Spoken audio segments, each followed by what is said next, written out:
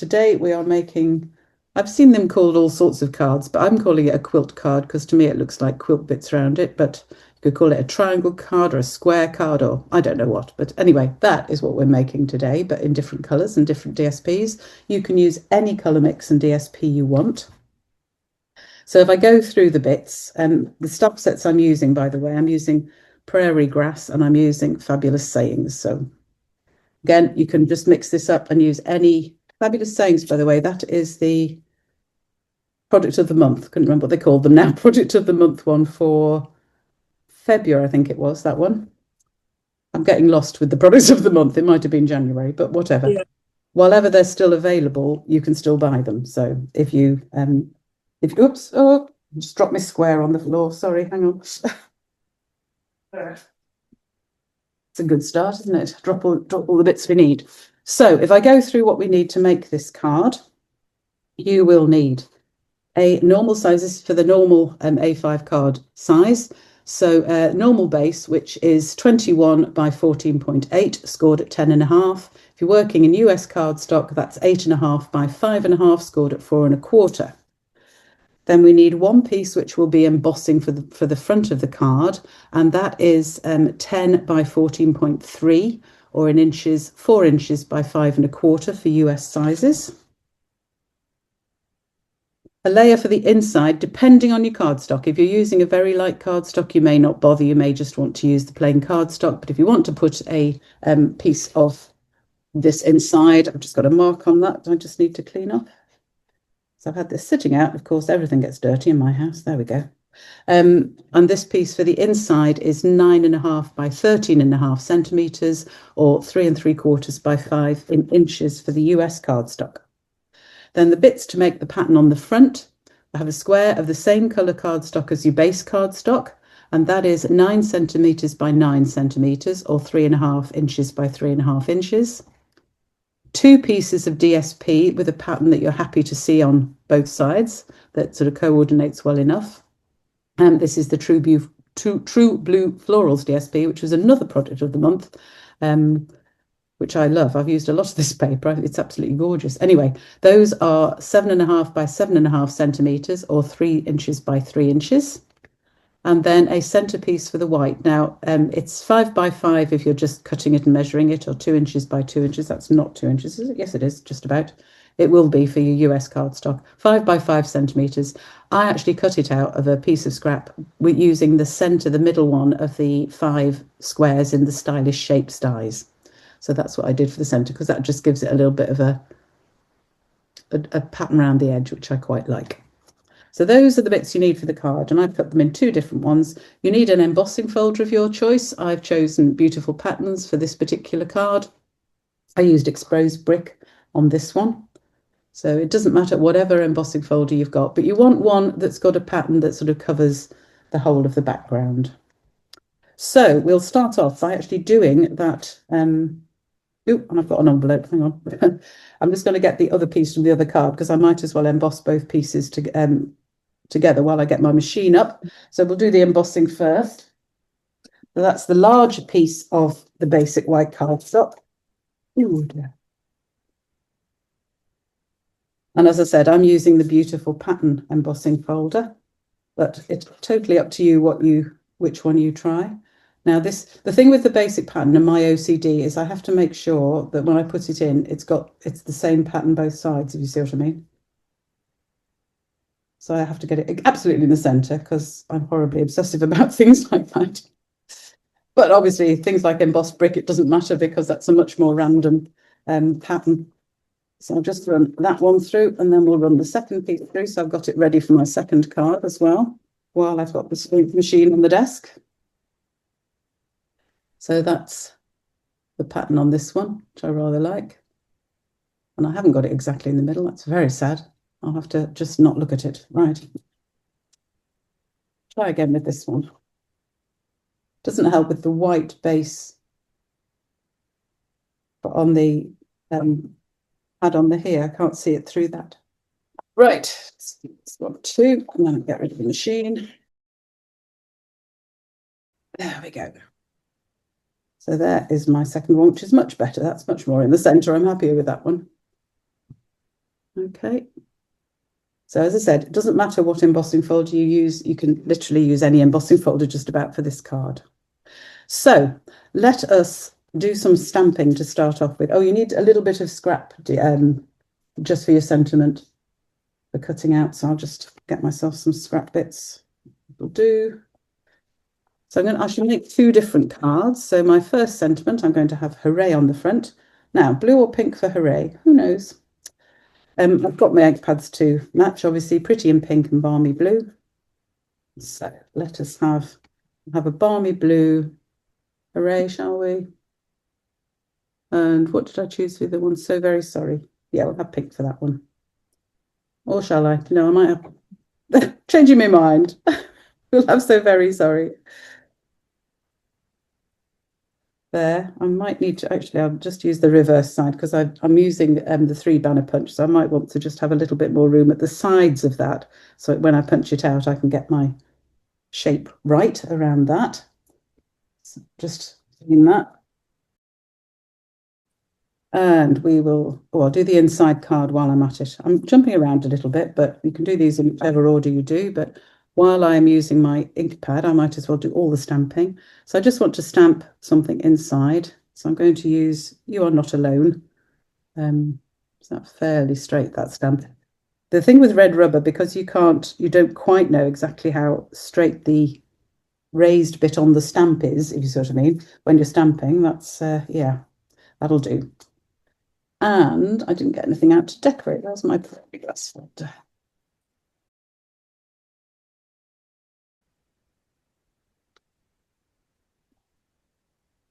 I think this balmy blue pad might need a bit of re-inking, actually.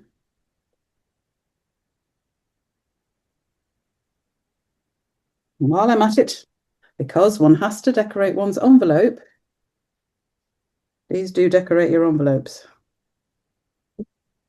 There we go. So that's the inside of my card and my envelope. And I shall do the stamping for my pink card as well while people are catching up. But I'd make two while, because it's always harder when you're copying somebody else doing something. Because I know what I'm doing, and you're going, "What's she doing now? What is it? How's this going?" So we'll have hooray in pink here. That is not hooray. I got hooray out. That's so much. I can read my stamps now. That's better. Always helps to have the correct stamp you want, doesn't it?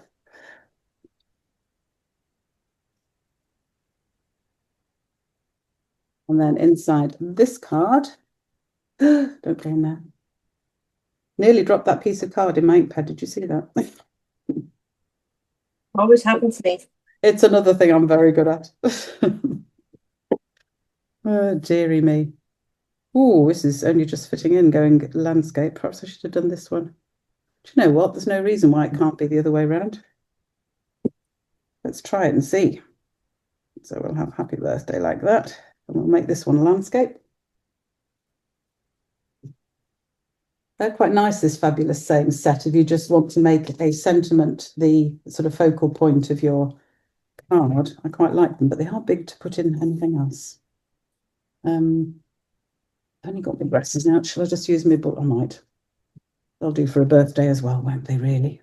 I can't be bothered going to find a balloon one or something. We'll just have these. We'll just have them there because there isn't room to put the full one on, which is fine. And the envelope.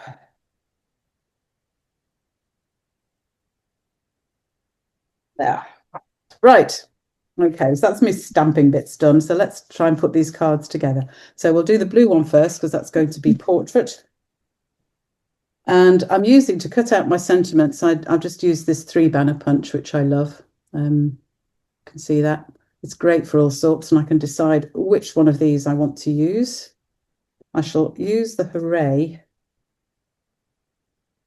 that way round because I can cut that out first. Because I want to use the middle one for the other. So having not done it on one long piece, that was silly. I might use that one actually. So very sorry. There we go. Oh. That didn't want to punch then.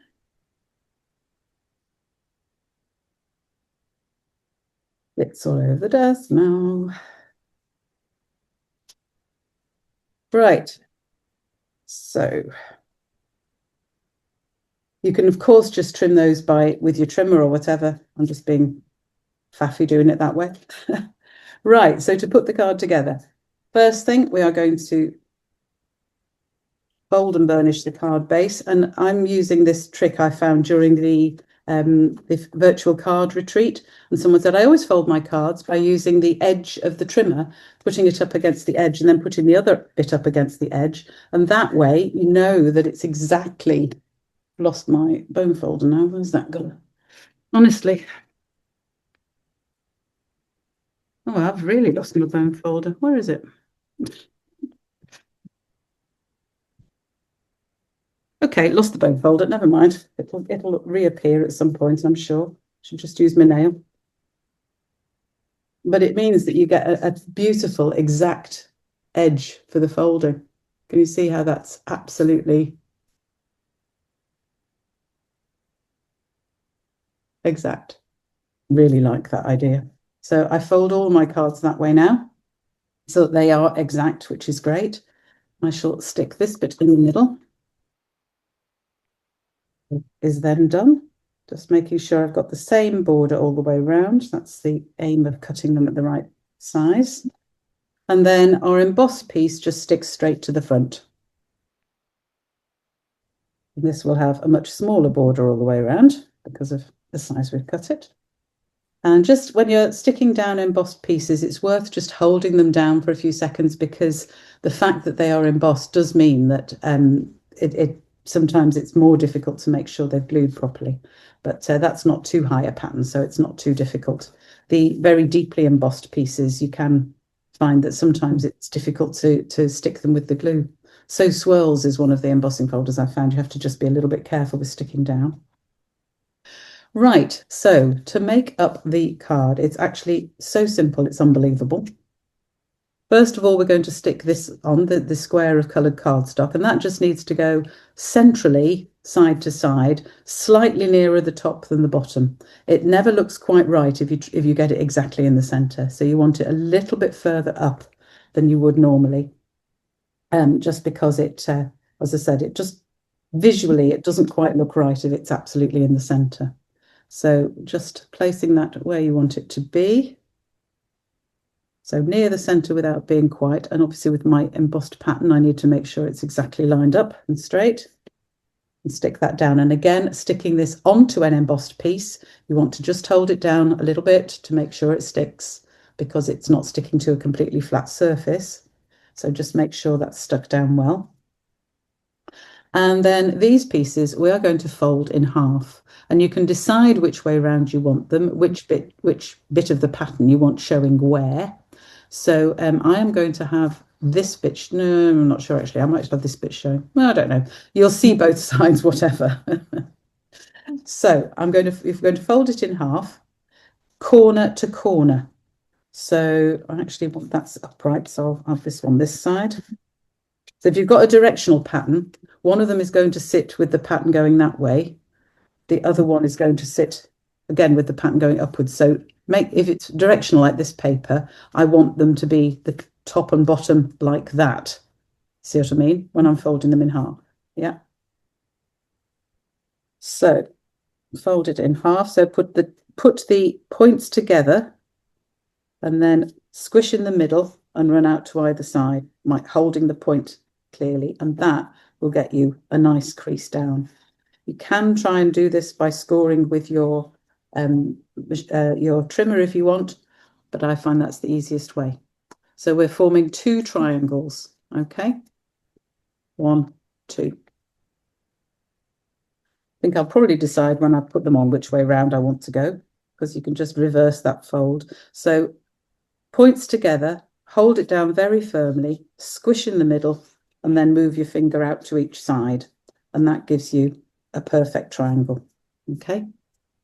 So you want 2 of those. I've done those both ways anyway, so we'll have to see. Perhaps that way. Might have them that way. Might have them the other way. Whichever, we're going to fold one of the corners back. I need to make a decision. So I'll have it that way, I think. So the top corner, when you've got your two pieces side by side with your patterns going the right way, hopefully, then you're going to fold the outside corner of the top piece towards the center. So again, if you just fold it and place the point against the fold and then squish with your fingers, give it a little run with your bone folder if you can find yours, or your nail, and you're just having it like that, folding it like that. Same with the other side. The top flap open bit folds into the center by just placing the point against the fold in your paper and squishing. So it's forming, if you like, two squares at the side of these triangular pieces. Does that make some sense? Mm-hmm. So then we're going to stick them on. So little tip here, I would actually get a ruler and a pencil, if I can find a pencil. Everything's vanished. Oh, I've just found my bone fold. It was under my hole punch. Right. Anyway, so I'm going to measure this. Now it's 9 centimeters wide, so I know 4.5 is the middle. So somewhere in the middle of here, not at the top at the bottom where you might just see a pencil mark, in the middle, you want to just place a little pencil mark like that. You can do 2 if you want. Might have one a little bit further down, just to make sure that you're going to put it on straight. So just use a pencil to mark the center like that, so you know where the center line of your front square is. And then we're going to stick these on so we can line them up with my pencil mark, so I know they're going to be in the right place. So I'm just going to stick them on, and you want to use glue or tape for this. Glue's running out, of course. Sod's law. Ugh. I've got another one if I need it. So I'm lining it up with the pencil mark to make sure it's straight and making sure it overlaps. It'll overlap your square. Make sure it's the same overlap, top and bottom. And the point should come out just to the edge of your card. So stick the first one on and then you stick the second one on by it. Simple as that.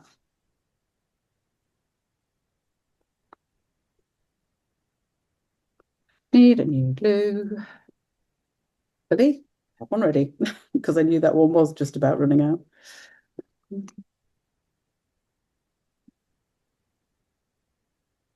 Again, I'm going to place it down, and this time I've got the other piece to mark it by. There we go. So it should look like that.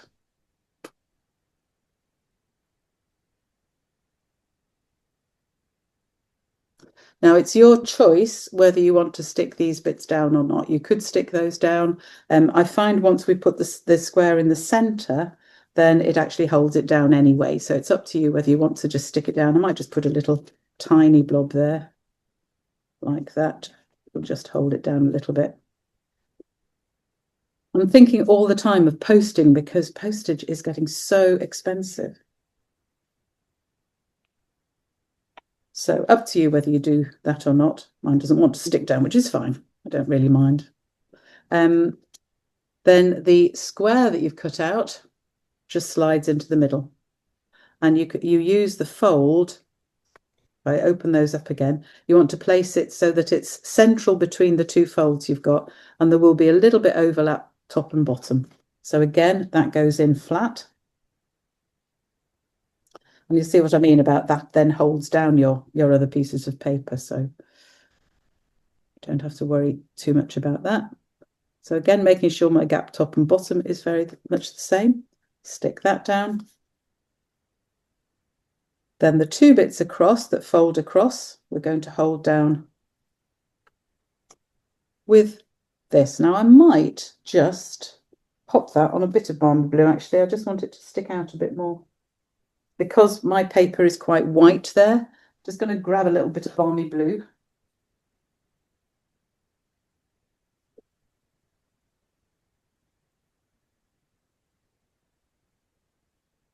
My scraps of balmy blue bits, there'll be a bit in there that'll be absolutely perfect.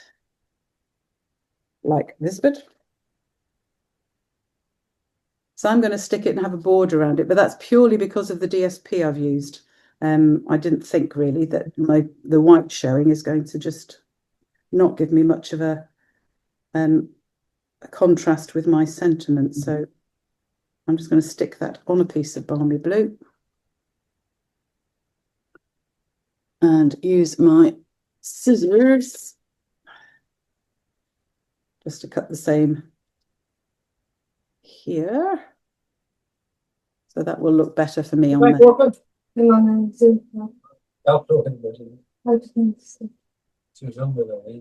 Okay.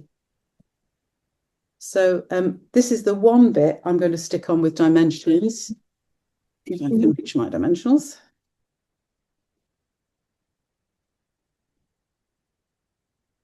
And again, if you want, you can put a little blob of glue on those to hold them down. I might just actually again do that just because of postage, because I'm fed up taking things to the postage and they go, oh, it'll have to go large letter. So expensive. I'm going to use a little dot. I need to hold it down a bit more to make sure it sticks. There we go. And then I can put my sentiment across the middle. And there's my first card. So very sorry, you're not alone. I'm here for you. With my balmy blue ink pad that definitely needs re-inking. But there we go. So that is the first one. I'm going to make up the second and go through some of those things again. But I'm going to do it landscape this time. So it'll look a little bit different.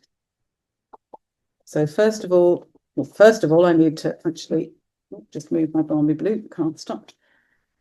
Hold my card base. So again, I'm using my trimmer, butting up against the card base, butting up the other piece against the card base. And now I've found my bone folder, my old bone folder. I've got a cleaner one somewhere. I can then just burnish it properly. I need it the other way around because of the way it was cut. I want the cut pieces going inside that better. So then, as before, I'm going to stick in my happy birthday insert first.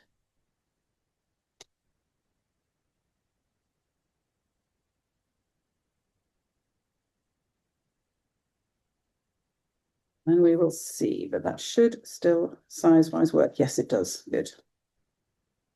Pattern, good job. It wasn't a directional pattern I used from my embossing folder. Now I've decided to change this to a landscape card.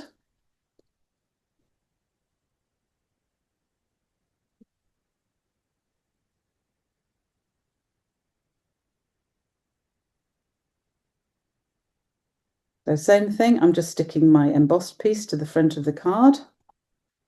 Then I will be sticking my coloured square in the centre.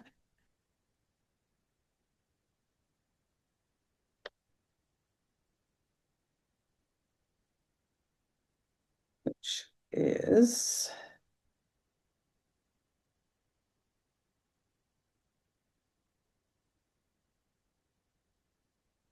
there.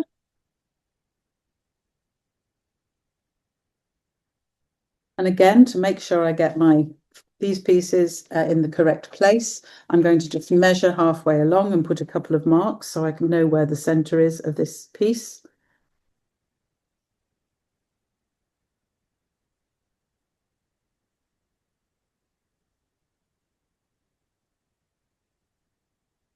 So it does help just to put a little mark in so you know where the centre is. Then we're going to do the folding again. This is completely non-directional, so it doesn't really matter. I think I'll have my more yellow corners on the outside, so I'll fold them that way. So I'm going to fold that over first. So folding it over point to point, making sure that's exact. Squish in the middle with your finger and then run out to either side to make a nice clean fold. And same with the other piece. That was the one I wanted at the side. Fold over corner to corner, squish with your finger, and then run your finger out to either point. And that gives us our two, is that the one I wanted? No, that one. Oh, two pieces. This piece, these are non-directional, which is my, so whichever, this has got, you can see it's got a variegated pattern on the back, and I want this piece to fold over towards the center. In fact, I might do those now so I know which one's which. So I'm going to fold that one over towards the center, same way as before. Point to the edge, squish with your fingers, and just run a finger over it, or your bone folder, now you've found it.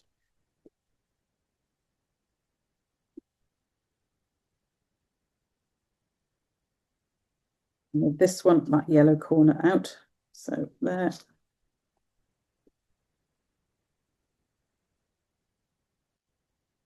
So those are my pieces with my yellow corners coming towards the center like that. So now I can stick these on using this as a guide and making sure this time I can make sure my tips are top to bottom, so it gives me an exact center vertically as well.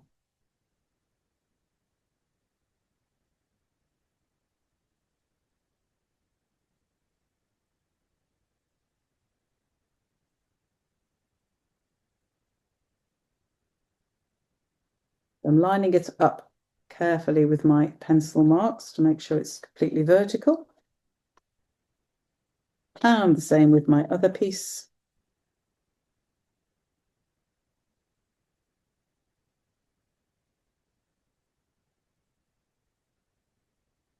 So much easier to put the second piece on because you just use the first piece to make sure it's lined up.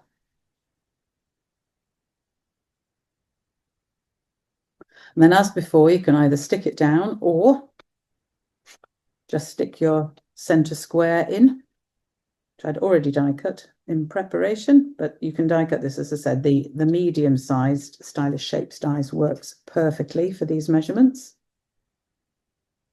Not sure just quite how much it would fit with I think it still fits okay with the American size cardstock, but try it and let me know if it's not.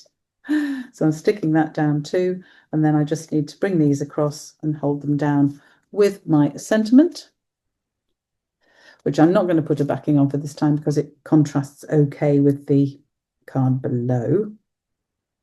You could put a bit around it if you wish. There we go. Hooray. So that's with these bits not stuck down, they're still raised. You can see it still holds down once you put the sentiment on. Got another, I think I've got dirty fingers today. I'll mark on there. Just get rid of it. There we go. So there we have it. There are, just clear the desk so you can actually see these cards. How do I get so much stuff out all the time? It's ridiculous. So there we have the two cards. So we've got this one, the vertical one, and that will match, find the one I did originally as the test. It's underneath the here. Underneath my impads and everything. This is ridiculous. There we go. So these are two vertical ones, and you can see how different it looks just with different sentiments and different DSP. And then we've got our nice horizontal. I quite like it horizontal, actually. I think I'd do more of the landscape ones. I like that. Actually makes it easier to place the paper because you've got to be quite careful when you place this, that you've centered this so that these reach the tips of the card and don't sort of overlap. So there we have it, my card. I've called it a quilt card, I think, or something like that, because that's what it really looks like. So thank you for watching this video, and I hope you enjoyed it.